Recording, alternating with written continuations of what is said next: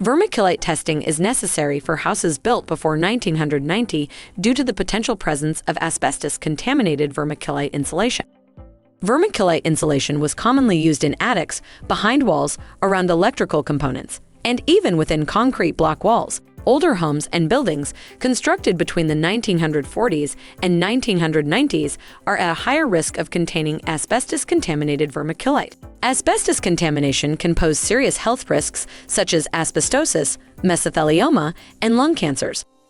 We recommend professional vermiculite testing for accurate results and to ensure safety within the property. This process involves taking multiple insulation samples and, if necessary, utilizing containment units and air scrubbers.